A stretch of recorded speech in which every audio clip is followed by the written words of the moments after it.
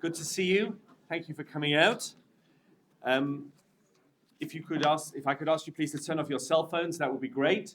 Just pop them onto silence so that we don't get interrupted. And also, if I could thank our sponsors for the whole of 2025. The Shirim are sponsored.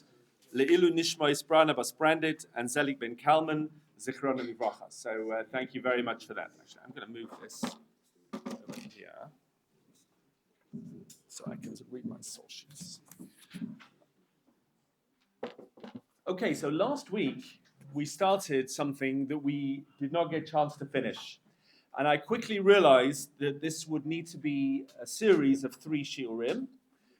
Last week we started with some history and looked at the developments of different havarot, havoras, however you want to say it, Ashkenazis and Sefardi and Yemenites, etc., etc. This week we rushed a little bit at the end last week, and therefore I'd like to just go back for the 5 minutes that we rushed and make sure we understand that properly. Because this week we'll start to get into the question of changing the Havara. When can you, when should you, when must you, when may you not, etc. And there are also, in addition to today's shir, there's going to have to be one more installment, which is looking at the 20th century tshuvas. We might get to see Rav Kook today. We might. We'll see if we get time. I'll put it on this source sheet just in case. Looking at the 20th century tshuvas with the establishment of the state of Israel, and the growth, if you like, of the push in Chutz La'aretz to teach Ivrit, the Havara, Sfardit, in the schools. And therefore we will see tshuvas, we will see Rav Kook, Rav Herzog, Rav Tzvi Pesach Frank, we will see Rav Yitzchak Weiss writing a tshuva to the British Chief Rabbi, Rabbi Brody, asking what shall we do in our schools where there are Ivrit teachers now coming in from Israel, etc. And it doesn't always go the way you expect it to go.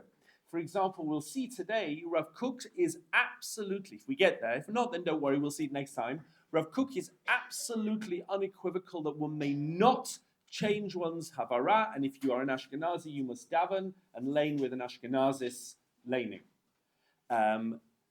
You may ask, well, if you've ever been to Merkaz Arav, then that's not what happens there. Except maybe the Rosh Yeshiva, who still speak with the Ashkenazis. So we'll talk about why that is and how that happened, etc. And of course, we need to see some of the Sefardi Tshuvot as well. Just in terms of housekeeping, I am not going to be here next week or the week after. I'm traveling to America. I'm going to be recruiting and speaking in various places. I'll be in Silver Spring, Baltimore, and Manhattan. I'm going to London for a few days. So I won't be here. There will be shiurim. They won't be on this topic, but they will be shiurim. I'm not sure who, but Rabbi sure will fill you all in. 3 weeks from now, I hope to be back, but it won't be this topic because we're having a Yom Iyun. There's a Yom Iyun on Purim topics, and there's going to be a very different lineup in the morning. I will be speaking, but it'll be a Purim-related topic. This year, you may be aware, is Purim Meshulash. We've had a few of those over the last few years, but this is the last one till 2045. So I figured that even though I hope that we will all be together in 2045, continuing our series, I can't guarantee it. Therefore, I will deal with that issue, please God, 3 weeks from now. And then the next year after that, we'll finish this series. And then we'll be into pre-Pesach. I don't want to freak you out or stress you in any way, but Pesach is coming. I already ordered my matzahs. And we'll talk about that then. Okay. Let's have a look now at some of the halachic issues. We haven't really talked much yet about the halachic issues as to how to pronounce God's name and how to pronounce Hebrew. Again, a few of these sources right at the very beginning we covered quickly at the end, but we'll soon be in new fertile territory. So why does it matter? What could be critical about pronouncing something in the right Havara? What if a Sephardi Jew wants to be Yotze Kiddush by an Ashkenazi who is making Kiddush in Ashkenazi Havara? There is a rumor that the Chazon Ish said that you cannot be Yotze Kiddush by somebody who has a different Havara to your Havara. And we'll see if that rumor is substantiated or not. We'll see who quotes it, we'll see who doesn't quote it. I remember many years ago we went to stay with very Israeli friends of ours that live in Kochav HaShachar, and which was very beautiful. And they asked me, I'd missed the Kiddush, whatever, they asked me if I would make Kiddush. So I stood up and made my very Ashkenazis Kiddush, like I do, because I speak with from the old country. And the kids had never heard this before. The kids thought it was like Purim. The kids are rolling around laughing, thinking, what a funny guy. Like, who is this man you just brought to make Kiddush? They'd never heard anything like it. So that was very funny at the time. I remember that distinctly. But what's the deal? So we'll have a look. So let's start with number one. At first sight, for tefillah, it should not make much of a difference. Look at number one, let's start together. The following things can be said in any language you like. Parasha Sota, when the Sota is being admonished before the ritual there. Vidui Maisa, where the farmer declares that he's given all the trumas and maestras. Kriya Shema can be in any language. You can say it in English. Utfila, you can daven Shmona Esrei. Tefillah means Shmona Esrei. You can say it in English. Because Hamazon, you can bench in English. Shvuas ha'edus, you can take a shvua that you have no testimony, you don't know anything about the matter that they're discussing. You can do that in English. And shvuat ha'pikadon, if you're making a shvua in the Beit Din that you never had possession of an item that you're claimed that you have it. I never had it. You can do that in any language you like. Fine. Tefillah, Krishma seems not to be a problem. If you can say it in English, then who cares how you pronounce it in Hebrew? We'll see it's not so straightforward. But then it says that but the following things have to be in Lashon HaKodesh. Mikra Bikurim. If you're making this declaration about bringing the Bikurim, the Mikdash, Chalitza. If a woman is involved as a Shomeret Yavam and she has to declare things during a Chalitza ceremony, she has to say it in Hebrew. We saw last week, if you recall, Rav Moshe Feinstein uses this as a proof that all the Havarot must be kosher. All halachic forms of all modern forms of pronouncing Hebrew, contemporary community forms must be kosher. Otherwise, a woman who's doing chalitza would have had to say the chalitza in 5 or 6 different havarot just to make sure that she's getting the right one. See, we never heard such a thing. Maybe Shalom Parsha Zachar we heard such a thing, but not for chalitza, and therefore it must be that all the havarot are correct. We saw that, but it must be in Hebrew. Brachas a klalas, that is at Har Grizim. Birkat Kohanim, we'll get to that in a minute. Duchening has to be in correct Hebrew, because Kohen Gadol and Parshas HaMelech, that's Hakel, Yom Kippur, etc. Fine. Let us move on to a very important starting point in number 2 for how do we define proper Hebrew. So Amarav Asi, Chaifani Ubayashani, a man from Haifa and a man from Bet Shan, Lo Yisa'ed Kapav, may not duchen. We do not allow them to duchen. Says the Gemara, we have a brisa like this as well. Ein moridim lifnei ateva, not just duchening, but any shaliach tzibur. We will not allow the person to be the chazan, lo anshe Beit Shan, if they come from Beit Shan, lo anshe Beit Haifa, if they come from Haifa, lo anshe Tivyonim. And another place, I don't exactly know where it is, Tivyonim. Fine, we won't let them. What's that? It's in the north. Great. So we won't let them be shaliach tzibur either. Mitnei shekarin la alafim ainin ula ainin alafim. They cannot distinguish between their aleph and their ayin. Okay, and neither can I really, but they can't do that. So they're disqualified. Rashi explains why. This is very important. Number 3, Chaifani B'Shani. Kohen shehu me'anshe Chaifu me'anshe Beit Shan megamgemim b'lashonam. They're megamgem. So Rashi understands it's not just that they speak in a different way; they speak in the wrong way. Megamgem means they mess up. They stammer, they stutter, they pronounce it wrong, the language that they're saying, and that's why they're prohibited from going up. And Rashi then says in number 3, second line, okay, so Birkas Kohanim is easy because it has Ya'er. Ya'er Hashem panav elecha. Okay, God may light up his face. So Rashi says, if you let these people do Birkat Kohanim, you'll say Ya'er, and they'll pronounce it Ya'er with an ayin, which God will burn his face to you, which is Lashon Klalahu. And there are many examples where the Hashem's panim can mean God's anger. We see that in Vayikra, in Perichav, Pasuk Gimel, Va'ani, etenet panai be'ishahi. God says, I'll put my face to this person. It can be a negative thing. We don't want you saying Ya'er with an ayin, because that's a klala. And what about the other way around? What about people who pronounce their ayin as an aleph? Well, there is no ayin in Birkas Kohanim. So that's obviously not talking about Birkas Kohanim. He says, Umi ayinos in alephin, pogin tfilasam, they mess up their tefillah. Okay, it's not a problem in duchening, but it's a problem in davening. And he says elsewhere when we say in brachas, and I didn't speak about this last week, there were batei midrash where they'd flip the ayin and the aleph and the aleph and the ayin. He says that wasn't the way they davened, that was to make drashot. When they want to make a drasha, in the word, they can say, don't read, for example, or with an ayin when they say when they made for Chava, Adam and Chava, clothing made of or with an ayin, say or with an aleph made of light. It was the light, the clothing was radiating light. He says, no. He says, don't think they were switching because they couldn't daven properly. They were intentionally switching to make drashot because it sounds a bit the same. It's interesting. The fact that you can make a drasha between an aleph and an ayin maybe implies that it does sound a little bit the same because it's a very different letter. But he says that's nothing to do with this. So we're not allowed to have situations where people are going to pronounce this wrong. This is ma'akev. So the question is, Birkas Kohanim I understand, because it has to be in Hebrew. But what's the problem with davening? Davening doesn't even have to be in Hebrew. It can be in English. We said that before. So why are you worried that somebody pronounces aleph and ayins the wrong way around? So we'll see in a few minutes. Let's look at page number 2. Look at number 4. Says the Radvaz. The Radvaz was living in Egypt in the 1500s. He was asked a shayla.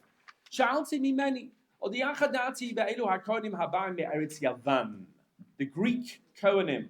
She'enam yicholim lahoitzi miftah hachet. Okay, cloud. They can't say at all. We know lots of people like that, right? Happy Hanukkah. Yeah, chutzpah.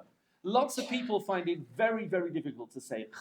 I don't quite understand why, because most people can say yuch, and if you say yuch, why can't they say Hanukkah? But okay, I have no idea. There's obviously something deep there going on.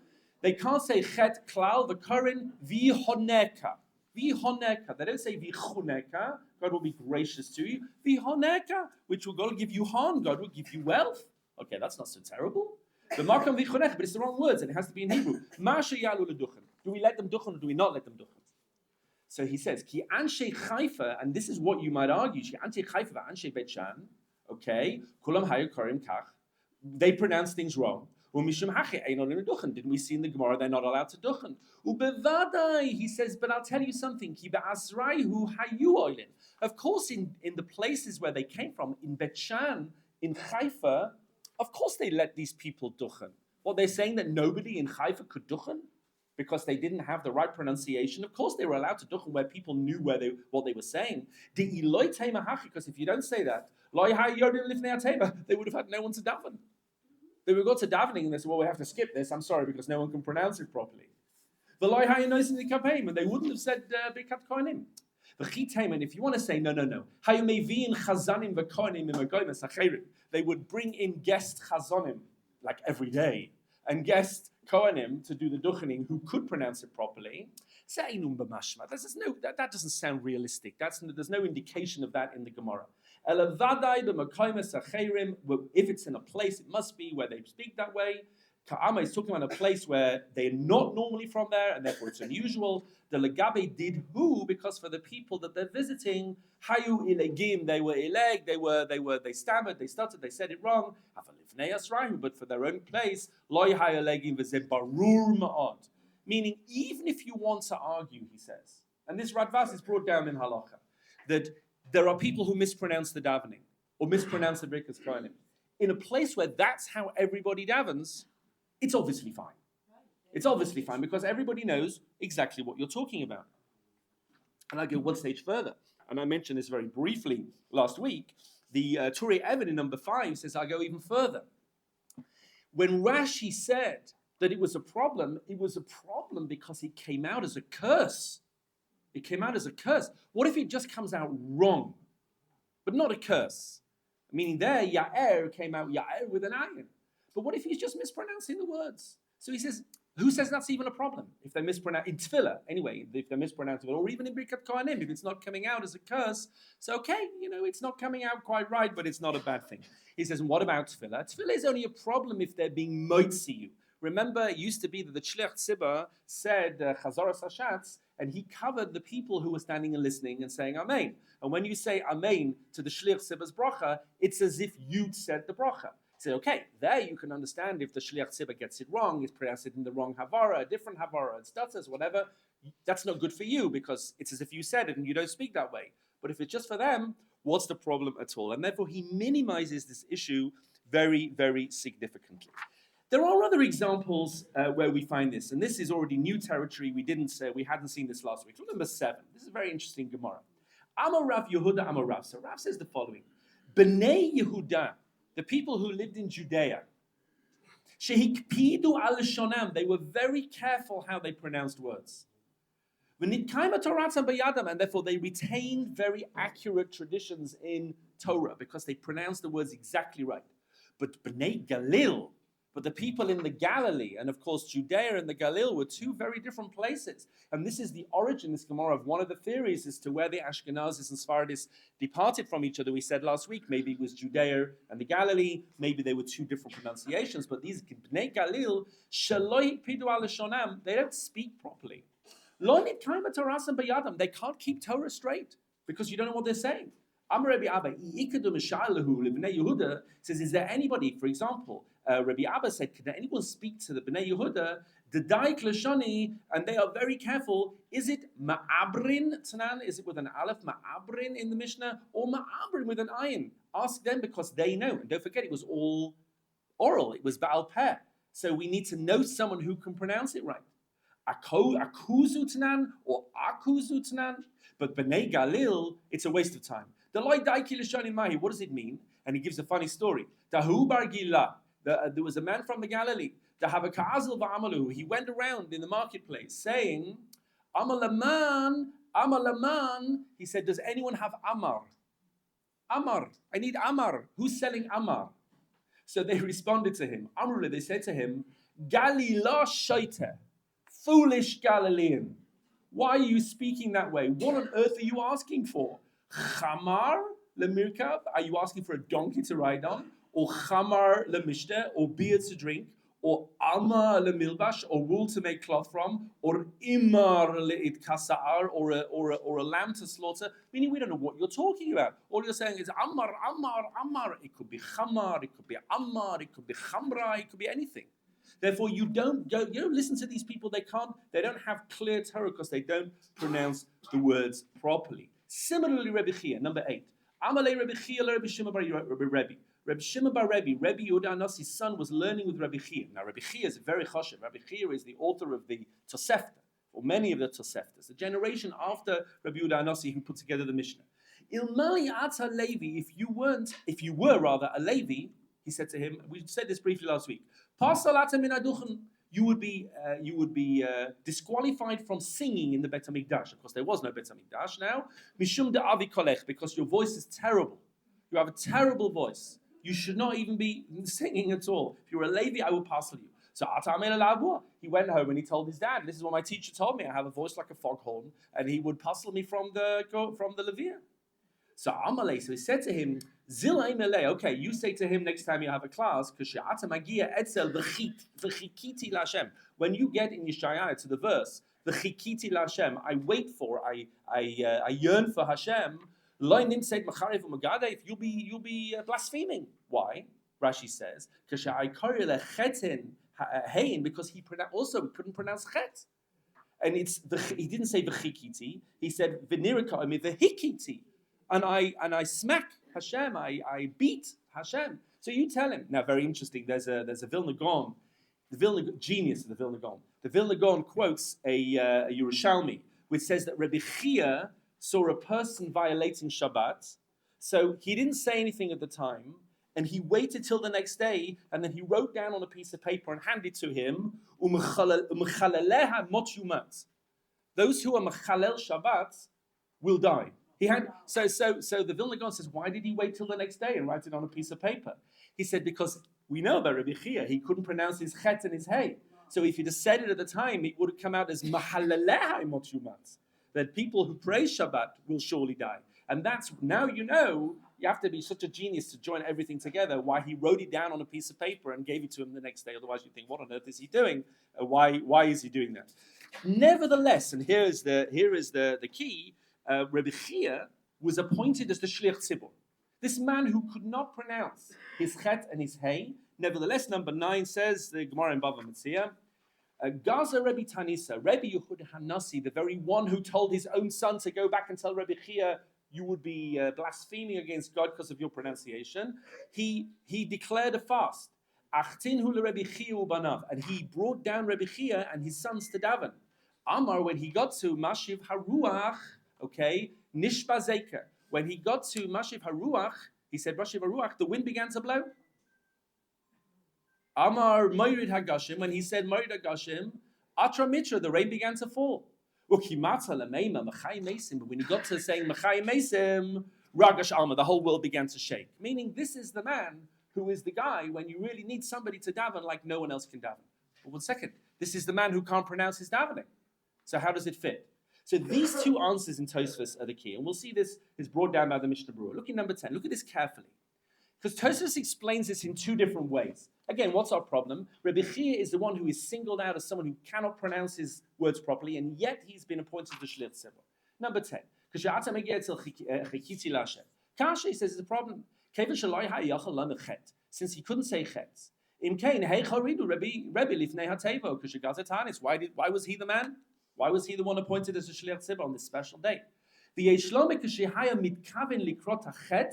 answer is, if you really, really tried hard,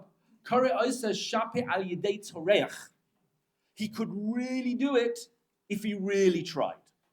But it was really hard for him to do. So this is not somebody who would mispronounce davening. It's someone who found it hard to pronounce davening.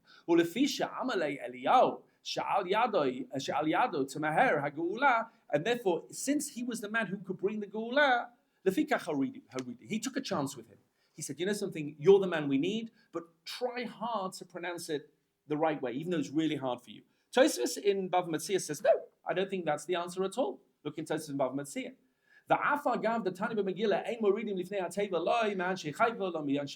Even though we have this rule, we don't bring down for tefillah people who can't pronounce things properly. Shekar and alifin, ein la'an alifin. The Rabbi Chia loy hayachol lo mechikiti kedam hasam. This is all the question. Hani mili hechad de'esha ba'acher.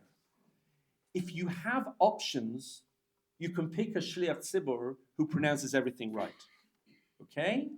The hacha, but here, loy hava esha ba'acher. There was no one else to daven. You couldn't ask anyone else to daven, even though he's definitely going to pronounce it wrong. It's not that he can do it if he really works hard. Tosfos says here, no. This idea of having a Shliach Tzibur who pronounces with the correct havara, the right way, etc., is ideal. When all other things are equal, you can have such a person. But if all other things are not equal, then you have to appoint who's needed. So now we get to all of the people who daven and mess up all the words. This fellow has Yortzeit and Oivei. He's got Yortzeit, he can't sing, he can't daven, he pronounces all the words wrong. So which way do you go? So according to the first Tosfos, I'm sorry, if he just can't do it, he just can't do it. I'll tell you a story. This is a true story. You cannot make this stuff up. One of my friends who was a Rav, not for very long, it must be said, but he was a Rav, okay? He called me up one day, he said, I don't know what to do. There's a fellow in my shul, and he loves to daven, and he's always volunteering. It's a little shul in, out of town. And he says, when he gets to Shemona Esrei, Mechalkel Chaim B'Chesed, he says, Mekalkel Chaim B'Chesed. God with Chesed destroys the whole world. And he said, and I didn't know what to say. He's quite sensitive. He says, I went up to him in Kiddush one day, and I said, something, we really appreciate your contribution to the shul. We love your davening. It really is something we look forward to. But there's just one tiny thing that maybe you could just think about. And he didn't say anything. He got a letter from this guy the next week. I'm never coming back to your shul. I'm never going to come here again. How dare you treat me this way? And in case you think this is exaggerated, obviously you've never been involved in any shul in your whole life, okay? And he said to me, this guy, the Rav rang me up and says, what can I do? I did everything by the playbook. I was polite. I told him how great he was, etc. Nope. So what do we do? The answer is, according to the second Tosfos, if that's who you got to have, because you're going to make a machlokas, okay, that's who you got to have. I knew there was a shul, Suri v'lo avla tabo, on Friday nights. V'lo avla tabo. There is no avla in Hashem. There is no negative, This guy never said the low. He said, Suri v'avla tabo. Hashem is avla. What are you going to say? He said it every single week. You're going to take the guy off, according to Second Tosfos, if it's going to cause a machlokas? No, yeah. Losing a parent makes you an orphan. It doesn't make you a chazan. Okay. That's very interesting. Someone also told me many years ago, chazan, the word chazan, okay, is Roshei Tevis. Chachomim singen nicht. Okay, fine. So Which way are we going to go? So there's a very interesting Rambam. Let's look at this Rambam together. Number 12. Says the Rambam, Ein memanim shliach tzibah ela godel shebet tzibah. Who should be your prayer leader? Who should be your chazan? The great person in the community. Okay? B'chachmasoi u'b'ma'asav. Has to be someone who's a chacham, someone who does good deeds, who keeps mitzvahs, etc. Fine. That's the first halacha. The second halacha, v'chein ha'ilei k'goy misha kiri la'alef ayin or la'ayin aleph, but someone who can't pronounce things properly, v'chal misha einu yochel la'hoitzi et ha'oisius to funny words to get wrong here, yeah? K'tikunam, anyone who can't pronounce the words properly, ein mamanim oisa shliach tzibah. You may not appoint them shliach tzibah. Okay, good. And then the last halacha, the harav memane echad mitalmidav lihitpalel lefanav b'tzibah. And the Rav can ask one of the Talmidim to daven if the Rav wants to ask him. Okay, innocent enough. How do you put those three halachas together? So most of the Meforshim say, okay, so the first halacha is you should have the great person in the community to lead the davening. And the last halacha, which is that the Rav can ask anybody, is that he can be Michael. He can say, okay, in this case, I'm going to ask you to daven, even though you're not the biggest Talmid Chacham, even though you're not the biggest person in the community. They're very nice. That's how the Kesef Mishnah understands it. But the Or Sameach and also the Shrei Eish say, no. That last halacha is not going back on the first one, it's going back on the second one, which is the Rav, the great person should daven, halacha number 1. Number 2, you mustn't appoint somebody who can't say the words properly. And number 3, but the Rav can ask anyone if the Rav decides that's the person you need to ask.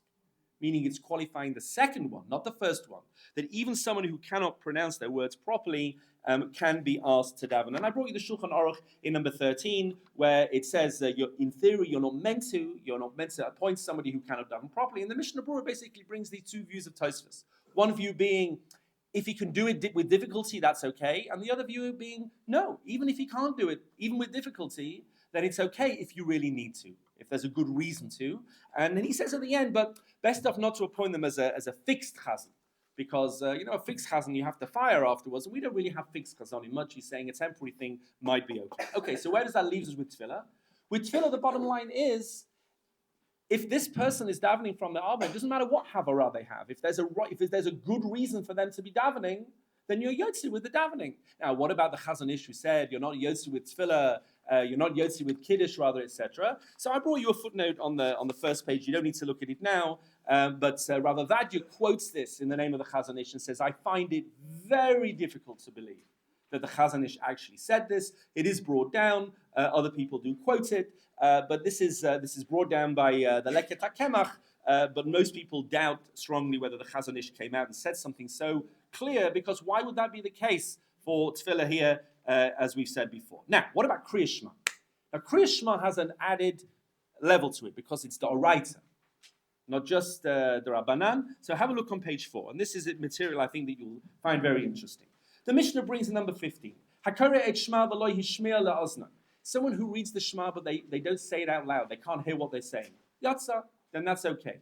Rabbi Yosef Omer lo yatsa. Rabbi Yosef says no, they're not yotze unless they say it out loud. Okay.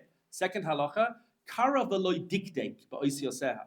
There's someone who read the Shema, but they weren't absolutely meticulously careful with every word. Rabbi Yosef Omer yatsa. Rabbi Yosef says they're yotze. Rabbi Yehuda says they're not yotze. So you have two disagreements here. Do you have to say it out loud? One view says you have to, and the other view says you should, but you're yotze if you don't.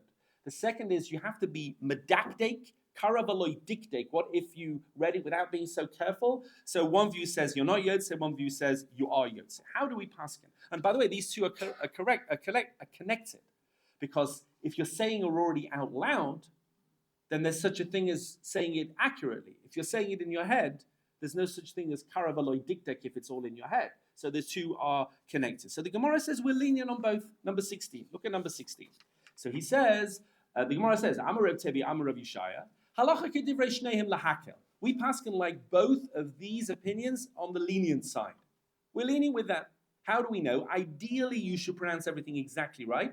But b'diavad, if you didn't do it, if you weren't medakdek, then you're yotze. So Tani Rav Avadia, Kamei the Rava. So we have a statement here. It says for the word v'limadetem. It says in the Shema, v'limadetem, which means you shall teach them. And the Chazal here make a drash, sheyehei limudach tam. you have to have a pure learning. Your limudim should be tam, velimad tam. Okay, velimad tam, you understand it way. Sheyiten revach ben hadavekim, and he gives some interesting examples. And we know this if you say the Shema, which I'm sure everybody does, you have to be very careful with certain letters where the word ends with the same letter as the next word begins. Be careful with words that could stick together. Ani Rabbi Basrei, and Rabbi answered, here are some examples. Kagoin, al levavecha. Could easily come out of al levavecha, okay?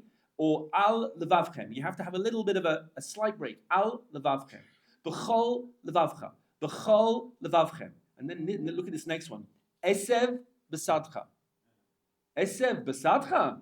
That's not the same sound. It's not esev besadcha and it's not esev besadcha. So they want to bring from here, it could be that the dagesh was less pronounced back in the day, that this was one of the things that they understood to be a word that could be connected. Va'avadatem meheira, okay? Hakanaf patil. Also interesting, hakanaf patil, you could get that all together. Have to be careful. Etchem me'aretz, etc., etc. So these are things which are dikdek, and we paskin yatsa. If you loy dikdek, you're still yotze. One of my Rosh Yeshiva said, this is what you call karavalo dikdek, someone who read but they weren't careful. He says there are some people, but they become so obsessive and compulsive about it that they're almost, you get to the point where it's dikdek v'loy kara. You were so careful that you didn't even read it. What you were doing was some kind of exercise in pronunciation rather than actually reading the Shema. You had a question? This thing with the dagesh, what if they were reading from a text without a dagesh? Okay, good, but still they should know how to pronounce it. TORAH Sheba'al Peh, they should know that at the beginning, Beged Ketzef, you have a bet at the beginning of the word, always has a dagesh in it. Still, but they would know how to read the Shema. Nothing had what if they said all of the vowels wrong? They know how the vowels work, etc. And that's the halacha. The Rambam brings it down. Number 17, Sarek ledakdek be'os yasav ve'im lo tekdek yatsa. You should be very careful to pronounce it exactly right. But if you didn't do it right, then you are exactly right. You are still yotze. And he brings us examples of things that it means. Even every dagesh and every shvana and every shvanach should, if possible, be correct. And that's what's brought down in the Mishnah Berurah, that you should try very hard. Afal pisha mitzvah ladakdik be'os yaseh, even though you have to, there's a mitzvah to try very hard. Karav lo dikdek b'hem yatsa. Now the Mishnah Berurah brings from the Sefer Chinuch. Karav lo dikdek doesn't mean that you said the words wrong. If you said the words wrong, then that's just you didn't read it. You just said the wrong words, and then you're definitely not yotze at all. So what's with someone's havarach? There's a Hasidic fellow saying the Shema. And he says it, burchi, burich. Is that called karavaloy dikdek? Or is that just called, like, what is he reading? What is he saying? This is just not, how does that work? We'll see. Rav Kook talks about that in a minute. We'll see if we get to Rav Kook, how does that work? And by the way, the Mishnah Berurah says the reward, if you are careful how you read it, then the fires of Gehenna are cooled down. How does the one thing connect with the other? He says because people are very impatient when they're davening. I've noticed this, and I've noticed it myself. As I get older, I get less and less patient. Maybe that's just a normal thing. You have to work on it. He says one of the things you have to do is cool down your lack of patience with other people. And if you cool yourself down, then the fires of Gehenna get cooled down as well. If you read with revach and softly and clearly, etc. One thing is for sure, though, if you pronounce the words wrong, no one's yotze anything. People say, when they say a bracha, Baruch atah Hashem Elokeinu machalam. There is no such series of words as Elokeinu machalam. It's not Hebrew. That no matter what your pronunciation is. And if somebody says Elokeinu machalam, nobody's yotze with that bracha at all. It's just not a bracha. It doesn't have Shem Hashem. It doesn't have Malchus. It's Elokeinu melech haolam. It's not Elokeinu machalam. And you have to be careful with this, and because it sometimes goes wrong. Rabbi Yaakov Kamenetsky was asked this very question. Look at number 20. He wrote a haskama to a sefer called Safar Berurah about all these issues. And Rabbi Yaakov Kamenetsky writes, and we said last week, in here he also writes, not in this piece I've given you, that he was very careful to say the Shema in Ashkenazis and then in Sefardi. He was very careful. And somebody got upset with him and said, what do you mean? How can Havarah be wrong? How can anyone's Havarah be wrong? Look in 20. Rabbi Yaakov says, a very important person once said to me, okay, after I told him Shehavarat hadalad refuya, that the soft dalad, the pronunciation of the soft dalad, meshubeshet etzleinu, is all messed up with Ashkenazim. Like echad, we talked about that. You can't elongate the dalad in Ashkenazis. Someone got very upset with me when I said that the Yemenites were right. Amalin, he said to me, Hitale al datcha, are you saying for 1 second, Shebal Chidushe Harim, the Chidushe Harim, the Gera Rebbe, Lo Yatsa Yedei Chayvas Krishma Ketikuna? Are you telling me the Gera Rebbe was not Yotze Krishma his whole life because he pronounced it like a chassid?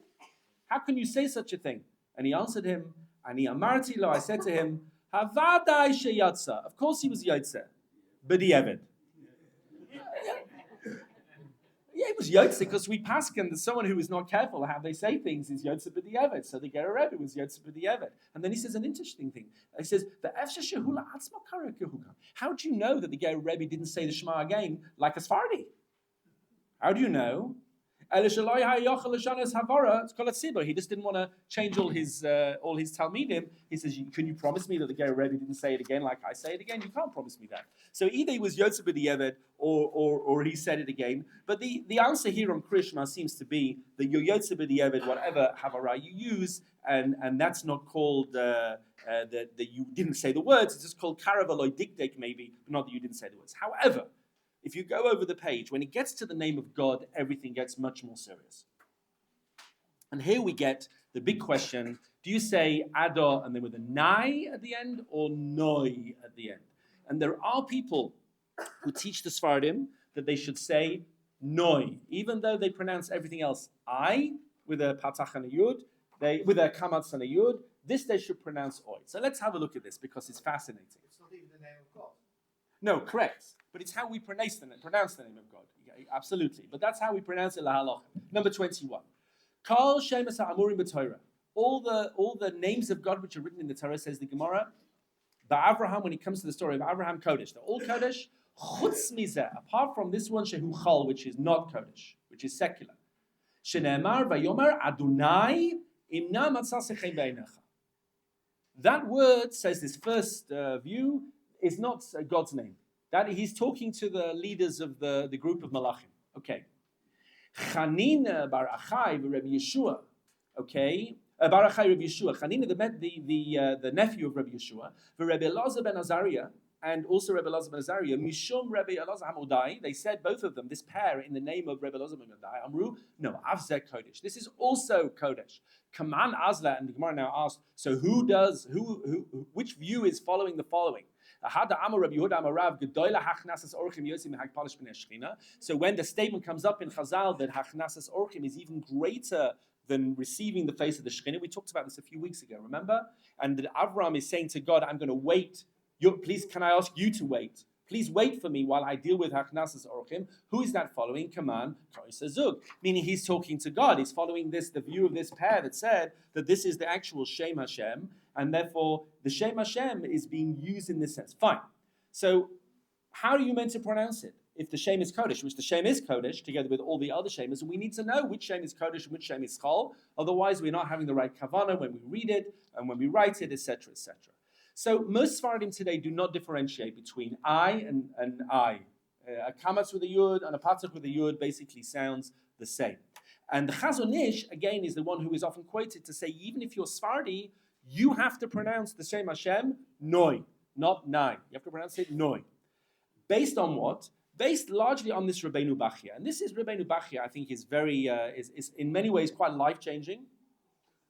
It comes here on exactly this pasuk that we just read when Avram speaks to God, and the question is he speaking to God or is he speaking to the Malachim? That we pass and he's speaking to God.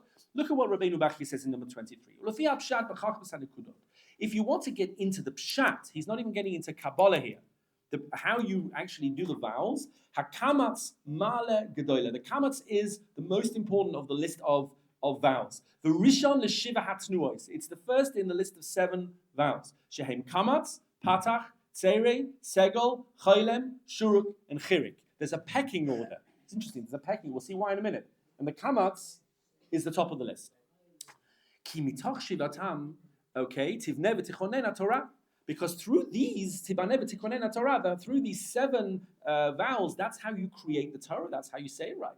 V'hemanikraim Sheva Havaras. These are called the 7 ways of pronouncing things. Or Sheva Koila She'aleim Amad David B'mizmor Shel Matan Torah Sheva Kolot. Where it talks about the Sheva Kolot, these are the vowels. Lefi Shekol HaTorah Miyosedet Aleihem. Okay? All the Torah is founded on them. The hahefresh ben akamatz lepatach einu ele benukuda, and there's a very tiny difference between a patach and a kamatz. It's just this little dot underneath, but it makes a big difference.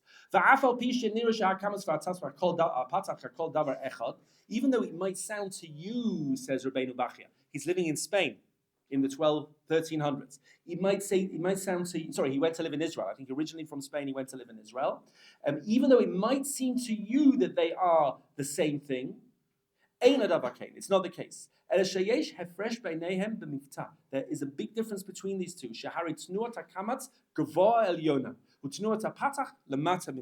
And he says as follows. Why is this important? If a word has a kamatz underneath it, it stands alone. It's independent. It doesn't need anything else. That's how it's used. He's going to give an example. It's not dependent on anything else. Ki'inyan Aaron, when you say Aaron, the Aaron, okay, the ark, shehu b'kamatz, it's with the kamatz, the Aaron. Umatzinu Aaron habritz, but when it turns to Aaron habritz, where it's being qualified, it's not the Aaron, but it's the Aaron of something else, the Aaron habritz, then it changes to a patach. It changes to a patach. So you see the use is very different. And then he gives another example. Hinei anochi sholeach malach. It's malach. If you're Ashkenazi, a malach. A malach has a kamatz under the last under the aleph because it stands alone. Shehu b'kamatz. But when it says malach habritz, so then it's a patach. When you qualify it, it goes from an o, if you're Ashkenazi, to an a. Ki a patach nismach olam lemashe acharav. And therefore he says, last paragraph, when you're saying Hashem's name, it can't be Adonai with a patach, because it sounds like then God is reliant on something else. That's always the qualified version. Because the kamat says it's not dependent on anything else. Anything which is created depends on something else, but not God. And therefore it has to have a kamatz, and when it's chol, it has to be the patach. And that's why it's very important to get it right. It's night and day. It's light and darkness. If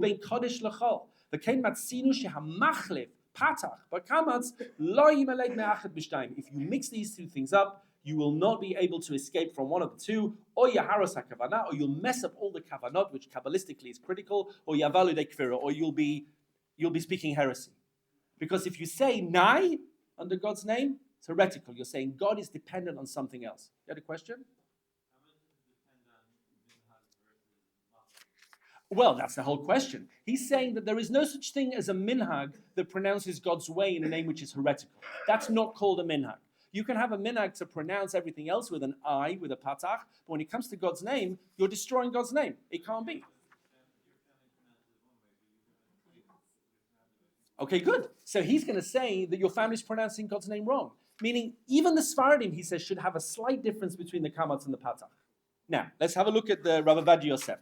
Rabbi Yosef, based on this, by the way, this is where the pressure is coming from on the Sefardi boys to change their Havarah to talk like Ashkenazim when it comes to God's name. They can say everything else like a Sefardi, but God's name they have to say noi, not nai. So look at what Rabbi Yosef has to say about this. He's not going to be very happy with this, and you'll see why right now. And he's going to bring a very interesting proof. Number 24. Minhag Sefardim ubnei Eidot HaMizrach levateh ot nun shel shem Hashem b'kamatz rachav. The Sefardim, this is in the Yalkut Yosef, say God's name with this, what he calls a kamatz rachav. And it's very similar to a patach. Says it's true. The Sefardim do say God's name, and it does sound I, not oi. The Hadaikanim, people who want to actually listen carefully, mavdilim ktsat beinehem. But if you're saying it properly, you will differentiate very slightly between them. Ki a kamatz hi tznua gedola, because a kamatz is a tznua gedola. Va patach hi tznua katana. Fine, there will be even the Sefardim. And even though there is a tiny difference between them, it's not oi and I. If you listen carefully, you'll hear that in someone who's careful. All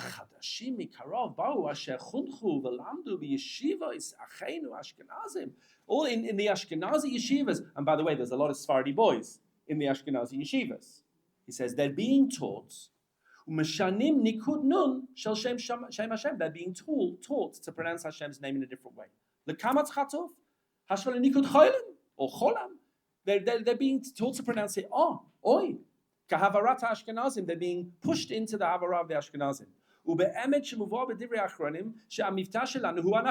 can they do that when the Sefardi Miftah is the correct one? How can you be educating our boys to change to an incorrect havara? And it's very clear from the Rishonim that they pronounce things like Sefardi. Okay, not like even maybe the Ashkenazi Rishonim pronounce things in a more Sefardi way than they do today. We talked about that last week. Kol hamashana, anyone who wants to make a difference, yado ala tachtona. The onus is on them to prove it should be a difference. And he's not doing the right thing. If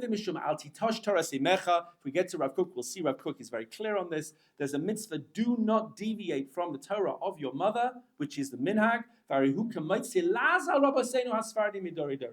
you are impliedly criticizing all the Sefardi Rabbanim who didn't say it the way that you say. Now it has to be said even by Sefardim. You have to reconvert. You have to convert back if you've been told to pronounce it oi. And he brings a proof. Look at the proof. Look in the Rashi script at the bottom. The oid raya, mi piyutei Rabbi Elazar Kalir. He says, look at the piyutim. He brings from Elazar HaKalir. Some say that was one of the Tanaim. Shekasa bekroivitz the Tisha B'Av. Now, you have to be Rav Avodah Yosef to have at your fingertips all of the wording of all the kroivitz, all of the things that everybody misses out. You know, the back, the small print, most people miss this out. Rav Avodah, whether he said it or not, he knew what it was. As Amarti, he says, this is what it says. As Amarti hinei bati lebeit ma'adanai. Adanai. As dinai omra la'ado. It's rhyme. This is rhyming. The Shem Hashem is meant to rhyme with the words ma'adanai and dinai. So what do you think it sounds like? Oi? It doesn't sound like oi. And he says, I'll give you an even more obvious one that you know. You may not know all the krovitz for a Tisha B'Av, but you know Tzur Mishelo Achalnu. How does Tzur Mishelo go? He says, Tzur Mishelo Achalnu, Baruchu Emu Nai, Savanu V'Hotarnu Kidvar Ado. Okay. So now it's meant to rhyme. How can Noi rhyme with Nai? It's not. It definitely isn't Noi the first time. It's Emunai. So he says, you see from there very clearly that it has to, even though it might sound very slightly different, it has to basically be almost the same. There you can't possibly criticize those people who say it sounding much more like I. Let's look at the last page. We may finish with this page, and I may introduce Rav Kook to you. Let's look at this tshuva of Rav Herzog. Rav Isaac Herzog, the first chief rabbi of the Medina, says in number 25, Sheila, Imuta levater et Hashem b'miftah haSfardi b'patach. He asks this very question. Are you allowed to say nai, or do you have to say no? Look what he says. This is a tshuva, he says, is Yud Ches B'Tammuz Tafshin Yud Aleph. So it's in 1951, this tshuva. Lichva Dr. Tzvi Moshkevitz, okay, of Bnei Brak. Okay, I'm not sure exactly who that is, but he was asked. He says, Shalom Abracha, Be'inyan hamoitzim pagam b'tfilatchem hamiftah haSfardim. And some people are ruining the tefillah. According to your saying, they're pronouncing it the wrong way. They're pronouncing with I, and it should be with oi. The same question. Hayosha atem mevtim et Hashem b'patach. And they're pronouncing, some people are saying with I, and some people are saying with oi. V'heim rotzim she'ivtah b'kamas. And people are saying you have to pronounce it oi. Same thing. So look what he says. Ve'im kain chas v'shalom lamar shebebitoy hanun b'tnuat patach yesh eze iser. This is very clear. Even with Shem Hashem, chas v'shalom to say that anyone was saying it wrong with an I. V'ha'omekach hari hu moitzi diba chas v'shalom an kol achenu haSfardim. And you, by saying this, you are criticizing all the Sefardim. V'heim v'avoiseihem v'raboiseihem koidshei kadoshei tzadikei olam amitai manun b'tnuah ha'petzucha. They all pronounce it I. And actually, if you listen carefully, they are saying, if they know what they're doing, they're saying it differently. And they say, I don't know how to do this. I don't know exactly what he means. He says, when they're saying with a kamatz, it does sound more like a patach, but it's not exactly the same. They're mamshich. It's slightly, I don't know if it's I as opposed to I. I'm not sure. Okay. But they do that. And therefore,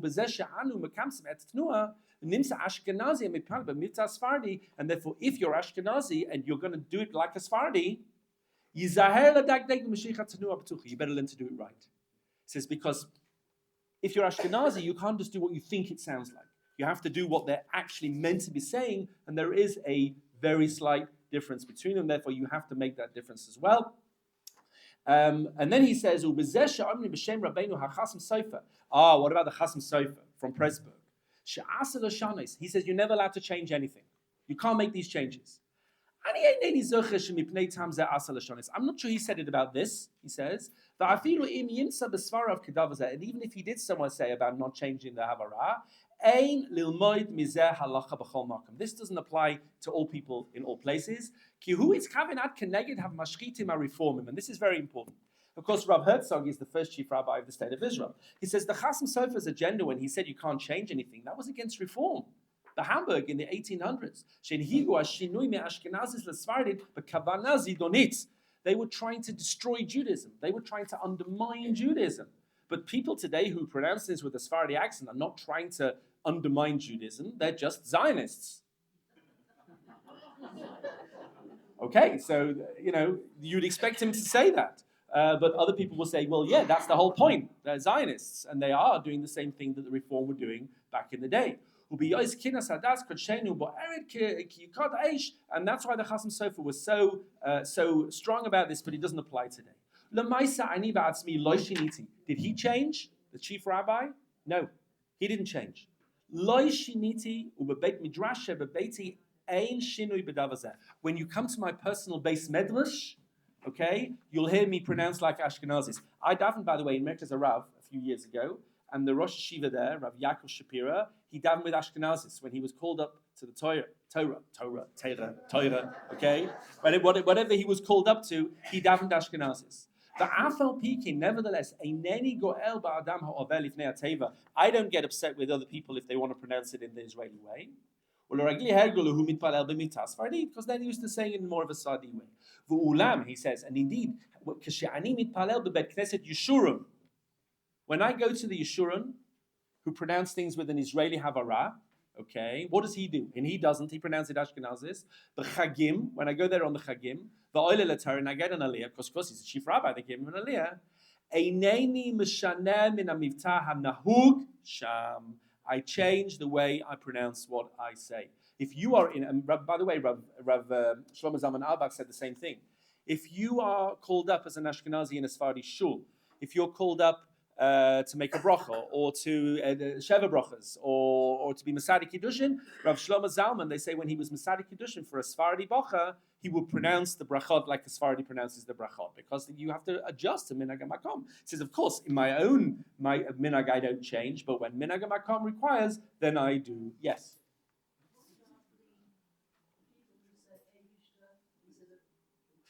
Okay, so that's very interesting. I mean, I don't know exactly what you're asking, but one of the things I didn't mention is if you are going to say a bracha, and you're going to say it in English, then you have to still say Shem Hashem in Hebrew. If you're in a beginner's minyan, and you say, blessed are you, you can't say, well, you can drop the O if you like, but you can, blessed are you, Lord, God. You can't do that. You have to say, blessed are you, and then Shem Hashem in Hebrew. You can work out whether you're going to say Nai or Noi, but you can't just say God. You can't just say Lord. And you certainly can't just say Eibishter or any of these things. You have to say, if it's going to make it in bracha, the bracha has to have Shem Hashem in Hebrew. Okay, bottom line, I want to show you two last sources, and I want to finish with this for today. Rav Kook will come back to, please God, when we reconvene in a couple of weeks. First of all, let's look at Rav Osher Weiss. Bottom line, let's draw a line under this. Are all Havaras kosher? Yes or no? The answer is yes. They are kosher. Look what he says, number 26. So he says, I think very clearly, the chol havarot hamakubolot shitpalalu behem revavot alfei Yisrael, all the havarot which are used by different communities in the Jewish people to daven, b'makomot pizureihem, wherever they live, kasherot. They are all kasher. Ka'achat. They're all just as kosher as everywhere else. And somebody pointed out to me that there are minyanim where it says on the Amud, you may not pray with this havara or that havara, etc. Now, you should adjust to the havara of the place, correct? But to make out that other people are speaking incorrectly is not true. The ein bein zot lezot v'lo klum, and nobody can tell me that this is better than this one or this is better than that one. Kulam ahovim, kulam barurim. They're all beloved and they're all clear. The kevan de pshita lan shekulam bichlal lashon hakodesh. He follows Rabbi Moshe on this. Malan havara or chered. Why do I care if it's this havara or that havara? Amnami says, of course. He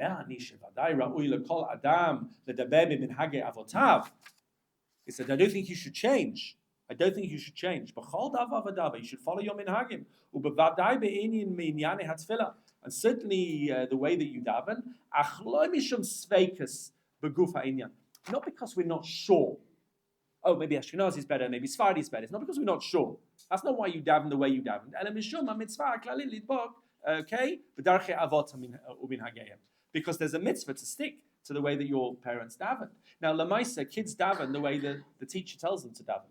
I think I mentioned to you, I daven Ashkenazis in Nusach, not just in terms of Havara. My son davens Ashkenazis, my daughter davens Nusach Sfarad. Why? Because she came when she was a very small child, and they put a Nusach Sfard Siddur in her hand, because in the Dat Ilumi schools, most of the kids daven Nusach Sfard. So now I have one kid who's davening Nusach Ashkenaz, and one kid who's davening Nusach Sfard. Okay, is that right? Not really. My daughter should daven Nusach Sfard, Nusach Ashkenaz, because that's a family minhagim. But am I going to drive her crazy? I'm not going to drive her crazy. You get this with Sefardi women a lot. I had a lot of Sefardi students. They come to me and they say, look, I know I'm Sefardi, but I've been brought up in an Ashkenazi school. And I pronounce everything Ashkenazis. And you have this strange business with a Moroccan student with Moroccan parents is pronouncing things as if she came from, a lodge. But now that she can't, convert back, okay, all the Havaras are kosher. But not just that. Let's just finish with source 27. A beautiful Sefer Hasidim. Says the Sefer Hasidim. This is back in the Middle Ages, in the 12th century, 12th, 13th century in Northern Europe. If you think it's strange, people who can't speak Hebrew properly, the current lechet hey, and they mess up the chet and the hey, okay, ulushin samach, and they mess up their shibolet and their sibolet, yeah, ulakuf tet. Interesting, people don't know how to pronounce kuf and tet. Ulureish dalet. We'll see that in a minute. Eich mit palalim. How can these people daven? Eich korim b'Torah. How can they read from the Torah? V'oimrim davar shebekdusha. How can they do that? When they get to this, we saw this before with Rabbi Chia, my soul longs for you. They'll be saying hikta, not chikta. Says no. Al titma al chayfetz. Don't be very surprised at this. Because God creates us, and what God's interested in is where your heart is. It's very interesting coming from the Rishon in this. God is only interested in your kavanah, in what you mean, in what you intend. Since this person doesn't know how to speak, in a highway, like he should speak, this is, the Hasidic kind of best stories about the kid that doesn't know how to daven and he just plays the whistle or he whistles at the back. This is not, the origins is not in Hasidut. You see this here in the Sefer Hasidim from 400, 500 years before. God doesn't care, he says, if you make mistakes, if you're trying your best. Because you get all sorts of chazanim who get up and they say Psuki de Zimra by Kol Ram and they say it out loud. And they don't know what they're saying. They're messing everything up. They're saying all the psukim wrong, and everybody's grimacing. And they're messing up their tefillah.